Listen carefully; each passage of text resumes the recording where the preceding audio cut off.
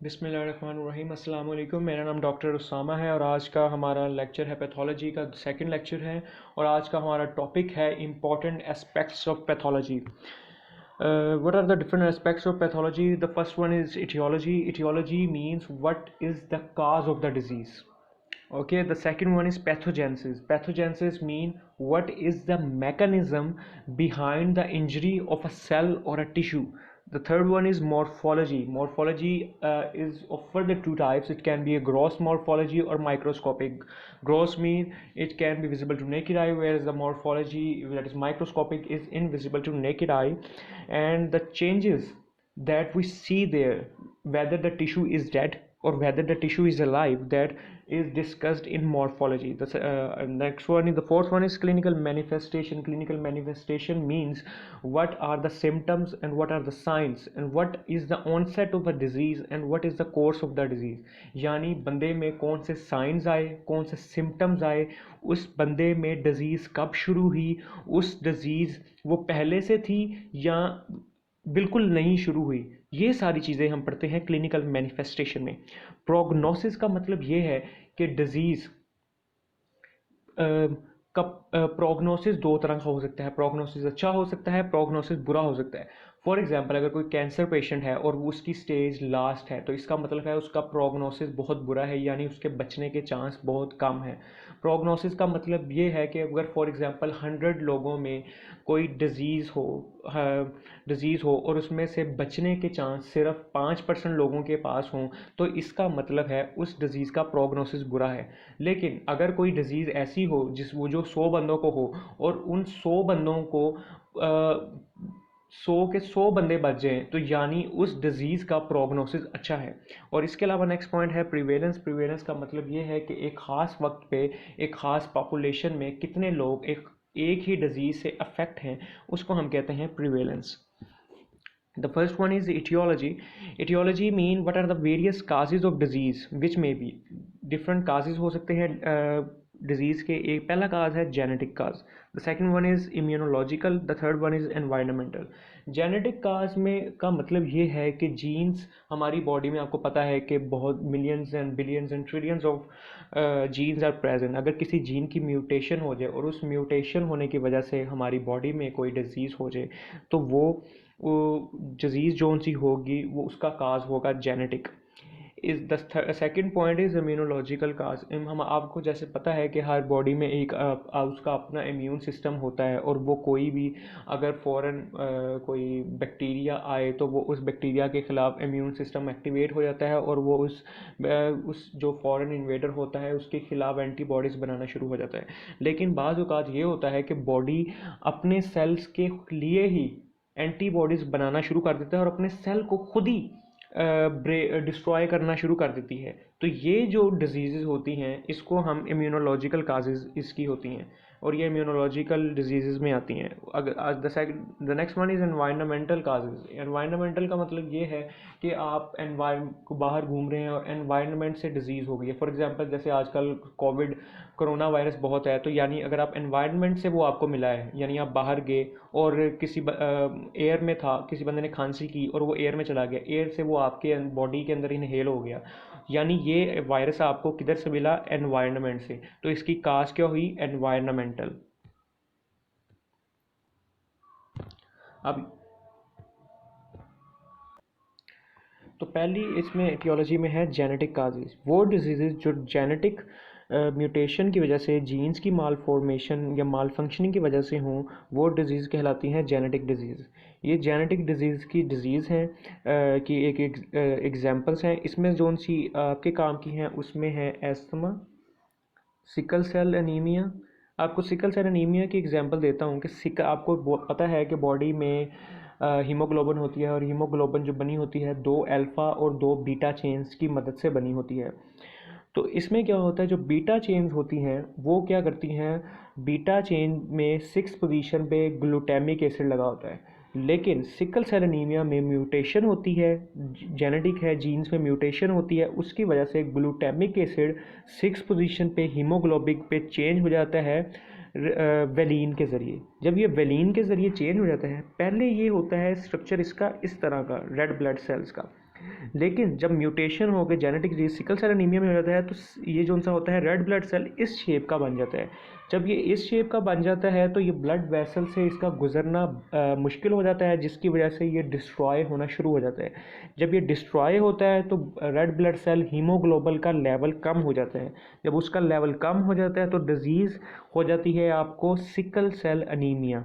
यानी एक genetic disease थी। जेनेटिक कैसे थी कि आपकी जो सा बीटा चेन पे ग्लूटामिक एसिड था वो जीन्स की म्यूटेशन की वजह से रिप्लेस्ड हो गया वेलिन के ज़रिए और डिजीज़ हो गई सिकल सेल एनीमिया।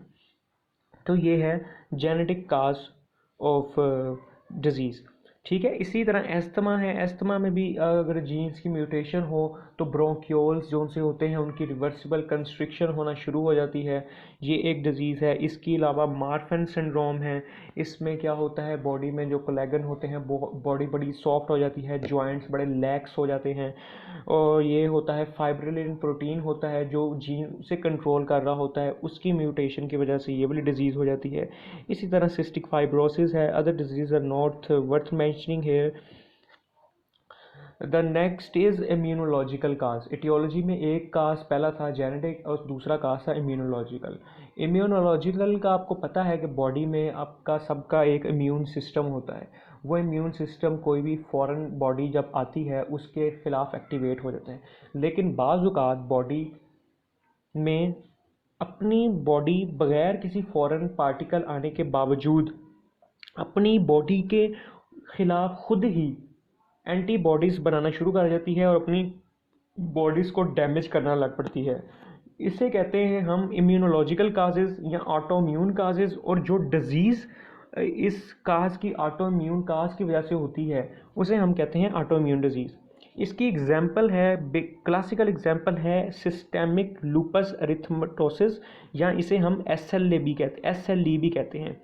इसके अलावा इसकी एक एग्जांपल है मल्टीपल स्क्लेरोसिस, ये भी ऑटोइम्यून डिजीज़ है। या इसकी एग्जांपल है रिमाटॉइड आर्थराइटिस, जिसे हम आरए भी कहते हैं। एसएलई में क्या होता है, बॉडी में जो सी आपकी बॉडीज़ होती है वो बॉडी के ख़िलाफ़ खुद ही एंटीबॉडीज़ बनाना शुरू कर जाती है।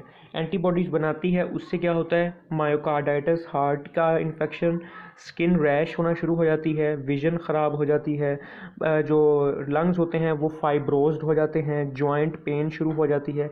ये सारी चीज़ें एसएलई और आरए दोनों में हो सकती हैं। इसके अलावा immune organs of immune system जो उनसे हैं वो कौन कौन से होते हैं वो आप एक बार याद रख लेंगे। Tonsils, thymus, lymph nodes, appendix, bone marrow, spleen, these are all organs of immune system. तो ये क्या करेंगे, इम्यून सिस्टम के ऑर्गन्स हैं तो ये अपनी बॉडी के खिलाफ खुद ही एंटीबॉडीज़ बनाएंगे, जिसकी वजह से अपनी बॉडी को ही ये डैमेज करना शुरू कर देंगे।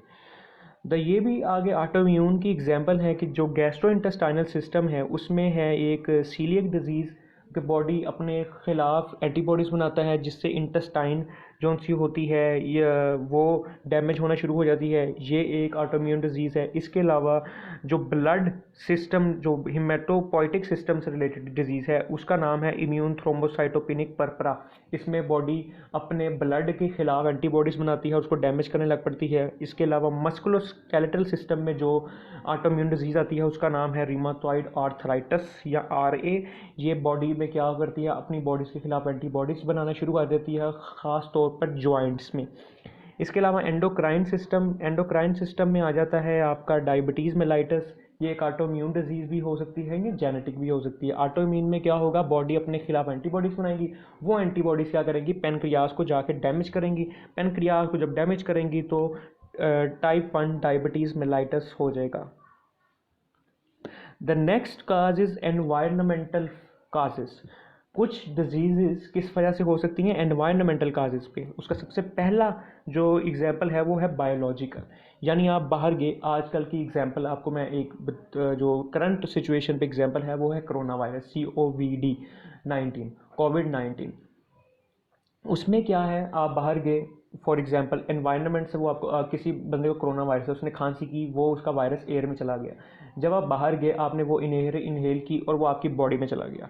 तो ये जो एनवायरनमेंटल फैक्टर की वजह से जो आपको डिजीज़ हुई, ये भी एक एटियोलॉजी है और ये किस में आएगी, एनवायरनमेंटल काजेज़ में। दूसरा है फिज़िकल। फिज़िकल का ये है कि फॉर एग्ज़ाम्पल आप बाहर, रेडिएशन है, आप बाहर गए और फिज़िकल रेडिएशन आपको मिल रही है। रेडिएशन क्या करेंगी, आपकी बॉडी को डैमेज कर सकती हैं, तो ये एनवायरनमेंटल काज है डिजीज़ का।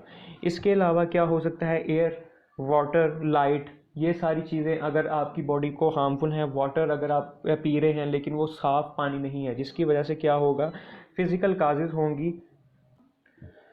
फिज़िकल काजेज यानी पानी अगर फॉर एग्जांपल आपका साफ़ नहीं है तो क्या होगा, वो अगर आप पानी को इंजेस्ट करते हैं तो वो एक एनवायरनमेंटल फैक्टर है, यानी वो डिज़ीज़ जो पानी, गंदा पानी मिलने की वजह से आपको हुई और उसका काज था एनवायरनमेंटल। इसी तरह psycho social, psychological makeup of individual and structure and functioning of society. Psycho social, अब आपको एक एग्जांपल इसकी देता हूँ कि religion, for example Hindu religion में क्या होता है कि आपको मीट, जो गोश्त है वो अलाउड नहीं है। तो जब मीट अलाउड नहीं होगा, मीट में आपको पता है प्रोटीन होती है और वो क्या करवाता है आपको, उसके अंदर आयरन होता है। आयरन का मकसद क्या है कि आयरन ने आपकी बॉडी को, हीमोग्लोबिन को बनाना है। तो फॉर एग्जांपल अगर आप मीट नहीं लेते तो आपकी बॉडी में आयरन की डेफिशिएंसी हो जाएगी। आयरन की डेफिशिएंसी होने की वजह से आयरन डेफिशिएंसी अनीमिया हो जाएगा।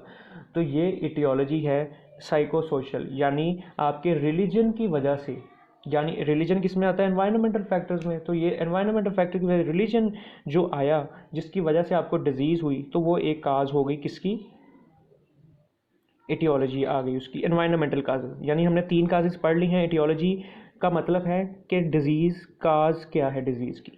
पहली काज है जेनेटिक, जीन म्यूटेशन। दूसरी है इम्यूनोलॉजिकल, यानी आपकी बॉडी खुद ही अपने खिलाफ बॉडी के एंटीबॉडीज़ बना रही है। तीसरी है एनवायरनमेंटल, यानी वो चीज़ें, वो डिजीज़ जो आपको एनवायरनमेंट से मिली हैं, वो उसकी काज है environmental. The next one is pathogenesis. Pathogenesis का सिंपली मतलब ये है कि जो डिज़ीज़ हुई उसने कौन सा मैकेनिज़्म इख्तियार किया जिसकी वजह से सेल, टिश्यू और ऑर्गन जो उनसे थे वो इंजर कर गए। ये एक एग्जाम्पल है कि टीबी कैसे आपको इन्फेक्ट करता है। टीबी का इनिशियल इन्फेक्शन होती है, उसमें से कुछ जो उनसे 95% लोग होते हैं वो लेटेंट, यानी उनको उस वक्त कुछ नहीं होता, लेकिन 5% लोगों को डिजीज़ हो जाती है।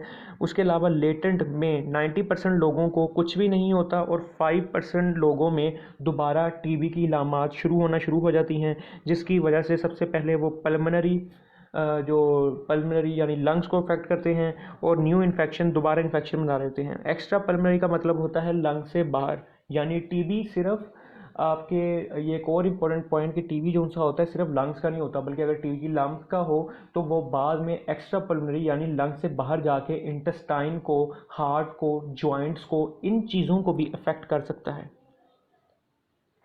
आगे है पॉइंट है मॉर्फोलॉजी। मॉर्फोलॉजी का मतलब होता है structure alteration induce in cell, tissue and organ due to disease. अब मॉर्फोलॉजी 2 तरह की हो सकती है, ग्रॉस एंड माइक्रोस्कोपिक।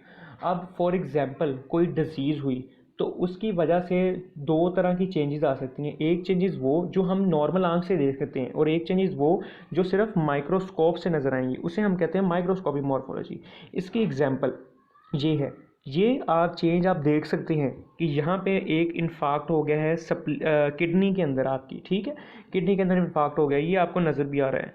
तो ये आप नॉर्मल आंख से भी देख सकते हैं, यानी किडनी की कोई डिजीज़ हुई जिसकी वजह से ये इन्फाक्ट हो गया, तो ये इन्फाक्ट आपको नेकेड आई से नज़र आ रहा है, तो इसकी मॉर्फोलॉजी क्या हुई, ग्रॉस, यानी ये ग्रॉस मॉर्फोलॉजी है।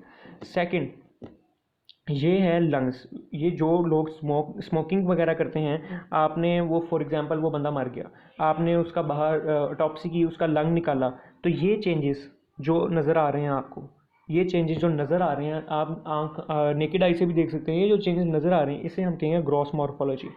इसी तरह ये हेल्थी लंग है, ये टार फील्ड यानी स्मोकर का लंग है, तो यहाँ पे आपको कोई चेंजेस नहीं नज़र आ रहे, यानी ग्रॉस मॉर्फोलॉजी, यहाँ पे कोई डिजीज़ नहीं नज़र आ रही। इसमें टार फील्ड यानी ये आपको आम आंख से भी नज़र आ रहा है कि ये ब्लैकेंड हुआ है, तो ये किस में आएगा, ग्रॉस मॉर्फोलॉजी में।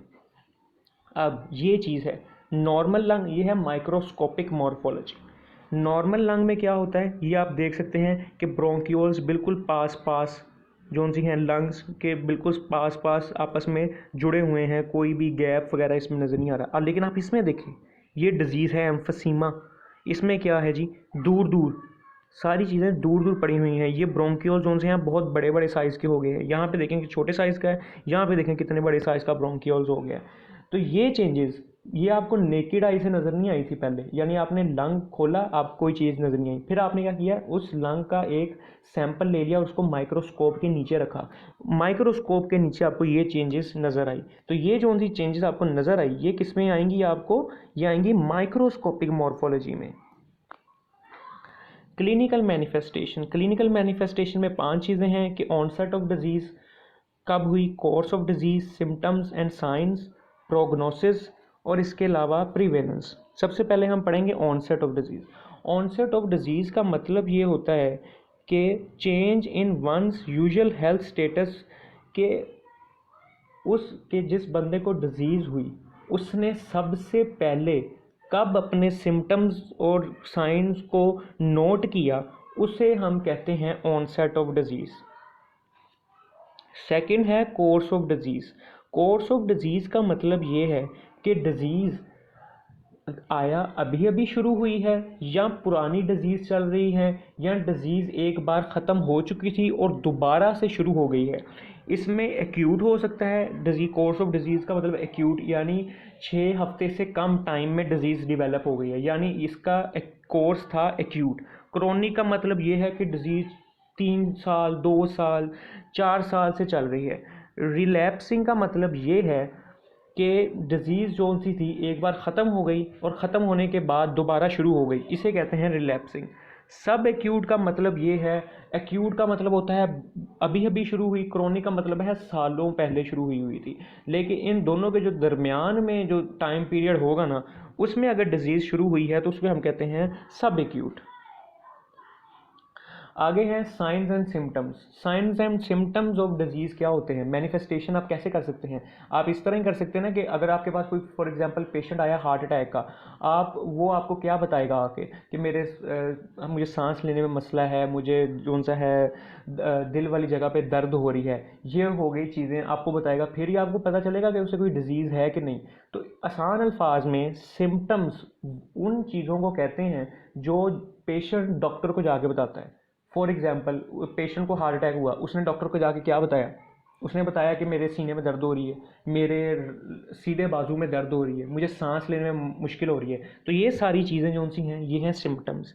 साइंस वो चीज़ें होती हैं जो डॉक्टर पेशेंट में देखता है खुद, यानी डॉक्टर ने उसका ब्लड प्रेशर देखा, उस स्टेथोस्कोप लगा के उसकी हार्ट बीट देखी, उसने देखा ईसीजी लगाई, तो ये जो सारी चीज़ें जो डॉक्टर ने मुआयना करके बताया कि हाँ तुम्हें वाकई हार्ट अटैक है, ये सारी चीज़ें थी साइंस। नेक्स्ट है prognosis. It is the predicted outcome of a disease and chances of recovery. ये सिंपल इसकी डेफिनेशन है। It is the predicted outcome of disease और चांसेस ऑफ रिकवरी। इसमें आप ये बताते हैं, प्रिडिक्शन करते हैं कि इसका कि एक इंसान में कितने % चांस हैं जी रिकवर होने के, या एक इंसान में कितने % चांस हैं कि उसकी डेथ हो जाएगी इस अगर स्पेसिफिक डिजीज़ के।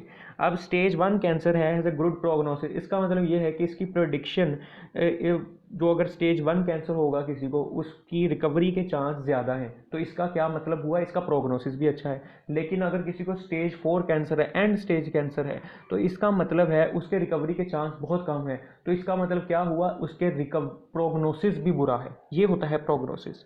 प्रीवेलेंस का मतलब ये होता है कि एक ख़ास वक्त पे एक ख़ास पॉपुलेशन हो, उसमें कितने लोग एक स्पेसिफिक डिजीज़ से इफ़ेक्ट हैं, उसे हम कहते हैं प्रीवेलेंस। इसकी एग्जांपल ये है, फॉर एग्जांपल किसी को आजकल कोरोना वायरस आ रहा है, उसकी एग्जांपल लेते हैं, कोरोना वायरस है तो आज फैसलाबाद में ये टोटल आबादी है फैसलाबाद की, इसमें 1 2 3 4 5 6 7 8 लोग अफेक्ट हैं, बाकी सारे जोन से हैं 100 लोग जोन से हैं बिल्कुल नॉर्मल हैं, यानी प्रिवेलेंस इसकी क्या हुई 8%। यानी ख़ास वक्त फैसलाबाद शहर में आज के दौर आज की डेट पे 100 में से 8 बंदे इफेक्ट हैं कोरोना वायरस के, यानी इसकी प्रिवेलेंस है 8%। ठीक हो गया। Thank you very much. I hope you guys understand my topic of today.